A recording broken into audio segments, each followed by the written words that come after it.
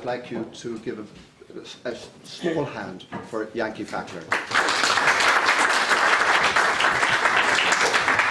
Senator, ladies and gentlemen, you're all very welcome. Thank you very much. Some people who heard that I was going to be talking about boycotts this evening assumed that I was going to be talking about the BDS movement, the Boycott, Divestment and Sanctions movement that Israel's enemies use as a smokescreen for the dismantling of the Zionist enterprise.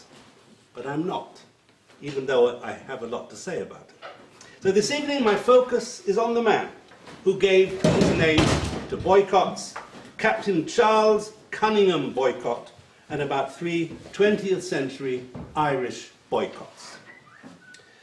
The word boycott, the voluntary abstaining from using, buying or dealing with a person, organisation or country, entered the English language in 1880. Now in 1873, Captain Boycott became the land agent of the estate in County Mayo of the 3rd Earl of Erne, a wealthy absentee landowner. Boycott's responsibilities included collecting rents from the tenant farmers of the land, and he employed numerous local people, labourers, grooms, coachmen, and house servants. In the Book of Esther, the king asks, what should be done to the man whom the king wishes to honour? Well, on the 19th of September 1880, during a speech in Ennis, County Clare, to a crowd of Land League members, Charles Parnell posed a somewhat similar hypothetical question: what do you do with a tenant who bids for a farm from which his neighbour has been evicted? Very quickly from the crowd came shouts of, "Kill him! Shoot him!" Parnell replied, I wish to point out to you a very much better way, a more Christian and charitable way, which will give the lost man an opportunity of repenting. When a man takes a farm from which another has been evicted, you must shun him on the roadside where you meet him. You must shun him in the streets of the town. You must shun him in the shop. You must shun him on the fair green and in the marketplace and even in the place of worship, by leaving him alone, by putting him in moral coventry, by isolating him from the rest of the country, as if he were a leper of old. You must show him your detestation of the crime he has committed. The very same month that Parnell advocated the weapon of shunning, of social ostracism, Boycott was asked by the Land League to reduce the rents following a bad harvest. He refused. Lord Erne did offer his tenants a 10% reduction in their rents, but they demanded 25%. Lord Erne refused. Boycott issued demands for the outstanding rents, and 3 days after Parnell's speech in Ennis, a process server accompanied by 17 members of the Royal Irish Constabulary tried to serve Boycott's eviction notices against 11 tenants. Within days, Boycott's domestic staff had deserted their posts. Harvesters ceased to work in the fields. Grooms and boys deserted the stables. The blacksmith, the postman, and the laundress were persuaded or volunteered to stop serving Boycott. Shopkeepers stopped serving Boycott, and he had to bring food and other provisions by boat. Unable to hire anyone to harvest the crops in his charge, Lord Erne mobilised a team of about 40 Orangemen from Cavan and Monaghan. The British government provided protection through Her Majesty's Hussars, cavalry and artillery, and a total of 1,000 policemen and soldiers were involved in the very costly eviction process. The huge national publicity forced Boycott to return to England with his family. By November 1880, just a matter of weeks, boycott, the word boycott, was already being used in the Times as a term for organised shunning and isolation. I suppose we should be grateful that Boycott's name wasn't Captain Winterbottom. Otherwise, we'd be talking about winterbottoming people. This evening, we will examine Captain Boycott's legacy via 3 20th century Irish boycotts in Limerick, in Mayo, and in Ferradonsea. Before we examine the 1904 Limerick boycott, let's take a quick look at Irish attitudes. Thank you, George. Irish attitudes to the Jews in the century prior to 1904. Many of these attitudes are described in Kaleidoscope, which the copies are downstairs, my book on the 100 characters who helped shape the Irish Jewish community. For example, we all know that Joe's father, Robert Briscoe, was the first Jewish Lord Mayor of Dublin. But we sometimes forget that 80 years earlier, in 1876, another Jew, Lewis Wormser Harris, was elected Lord Mayor of Dublin. But he died before he could take up the chain of office. So technically, like, he was and he wasn't. But that's in 1878. Another Jew, Sir Otto Jaffe, was twice Lord Mayor of Belfast, 1899 and 1904. The Irish were very involved in the struggle to help the Jews return to their ancient homeland. And this might surprise people that the father of Irish republicanism, Theobald Wolfe Tone, wrote of the proposal to invite the Jews from all quarters of the world to return to their parent country and restore their ancient temple. Last year, in August, Aidan Beattie told us of the strong parallels between Irish nationalism and Zionist nationalism. And in another book of mine called Gentile Heroines and Heroes, I described the 1841 humble memorial of the undersigned inhabitants of Carlow and its vicinity, which urged the British government to take the lead in bringing Jews back to their ancient homeland. This memorial, signed by 320 people from Carlow, followed a public meeting attended by a cross-section of all political parties and religious denominations. Very explicitly stated, both Catholics and Protestants at that meeting. In the same book, I described the writings of the novelist Elizabeth Charlotte Tonner, who spent several years in Ireland and who wrote passionately about the need for the Jews to return home. Back to Limerick. By 1904, the city's Jewish population had grown about 20-fold over the previous century, spurred on by the influx of Jewish refugees fleeing from the pogroms in the Russian Empire, and of course the story of Irish Jewry mirrors the story of Limerick's population. Anti-Semitism, an integral part of Christian European culture for almost 2,000 years, reared its ugly head in Limerick after a large and exuberant Jewish wedding was held in the city in the first couple of days of January 1904. My school friend Avram Sher assures me that this wedding was the wedding of his grandparents. He feels somewhat proprietorial about the boycott. There were discernible anti-Semitic undertones in the Limerick leaders' coverage of the wedding, which compared the finery on display to the poverty of native Limerick people. January the 18th, 1904, Redemptorist priest John Cray, spiritual head of the 6,000-strong Limerick confraternity of the Holy Family, delivered his first venomous sermon. He began with a metaphor.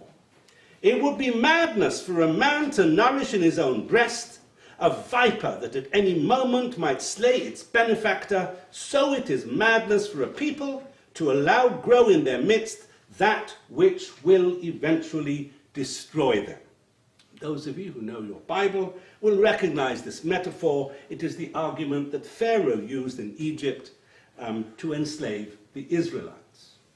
Cray continued, "They crucified him, they called down the curse of his precious blood on their heads, and when they were scattered over the surface of the earth, they bore with them the unquenchable hatred of Jesus Christ and his followers. They persecuted the Christians. Ever since, as often as opportunity afforded, they did not hesitate to shed Christian blood, and that in the meanest and cruelest manner, as in the case of the holy martyr St. Simeon, whom they crucified out of hatred and derision of our Lord Jesus Christ."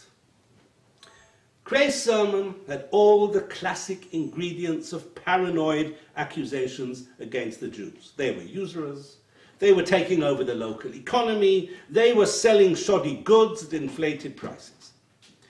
Cray accused the Jews of being willing to kidnap and slay Christian children if they only could. This is reference, of course, to the blood libel. Cray continued, having been expelled from other Christian nations, the Jews were now descending upon Ireland. 20 years ago and less, Jews were known only by name and evil repute in Limerick, sucking the blood of other nations, and now they fastened upon us. And to strengthen his claims, he also accused the Jews of Ireland of conspiring with Jews on the continent to destroy the livelihoods of native shopkeepers. So here we have it, conspiracy, blood libel, deicide, all in one neat sermon. Collooney Street, now Wolfe Tone Street, in Limerick, where most of the Limerick Jews lived, was only a few minutes' walk from the Redemptorist church. The hundreds of Catholics who left the church after the meeting had to pass the top of Collooney Street on their way home. Cray's bile and brimstone sermon had its effect. Hundreds of confraternity members, joined by their wives and children, launched an attack on the Jewish sector of the town, pelting Jews with mud, breaking windows and throwing stones. 11 people were subsequently prosecuted, and it emerged that at least 300 people took part in the melee.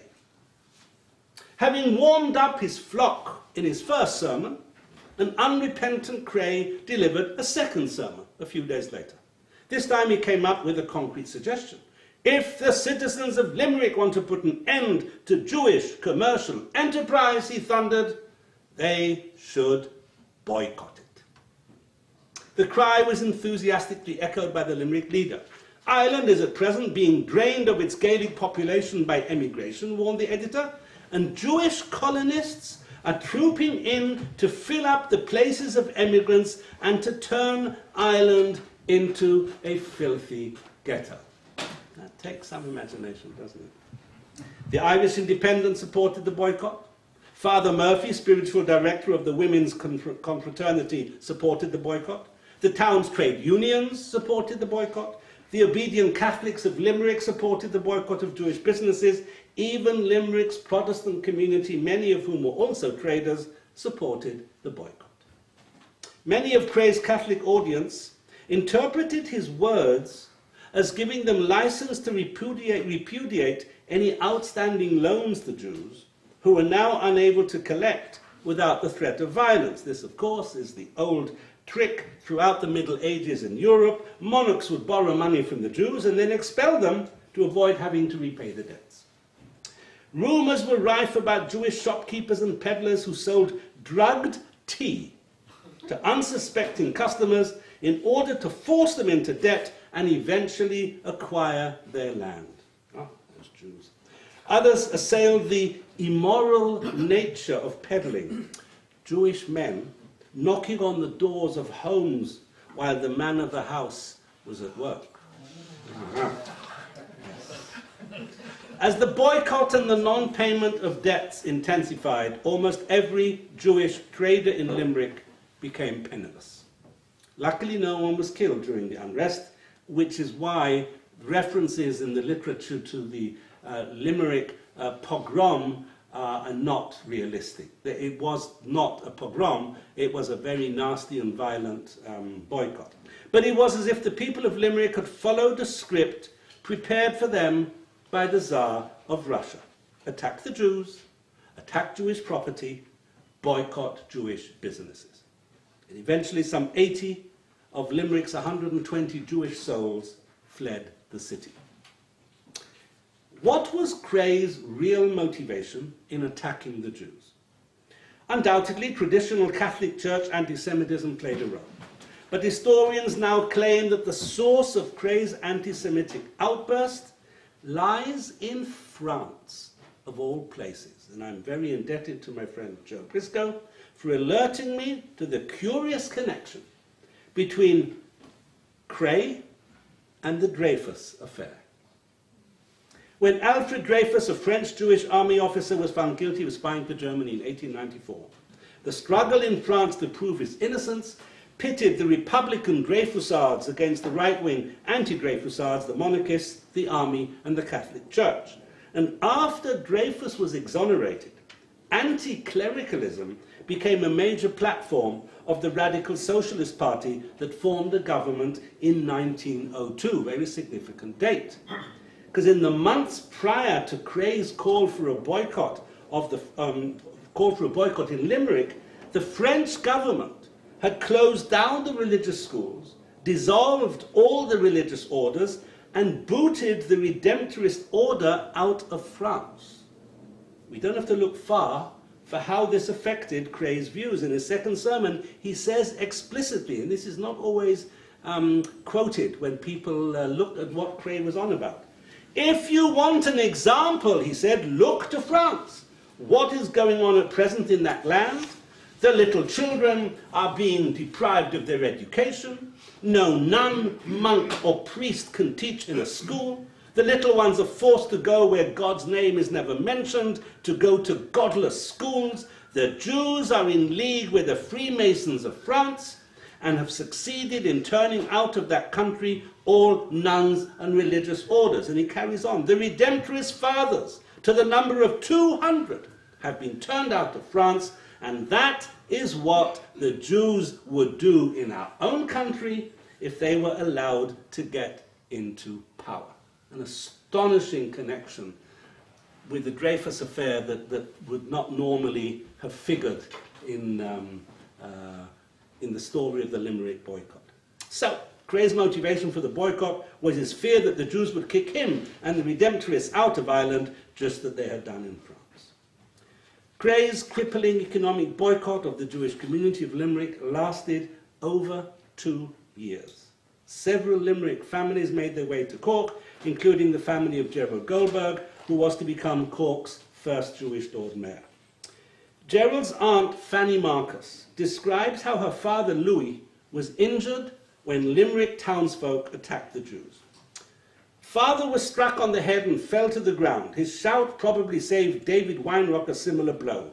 He turned quickly and got a lesser blow in the face. A big burly man with a shillelagh? Well done. That's it? Yeah, Right? shillelagh. Oh, thank you.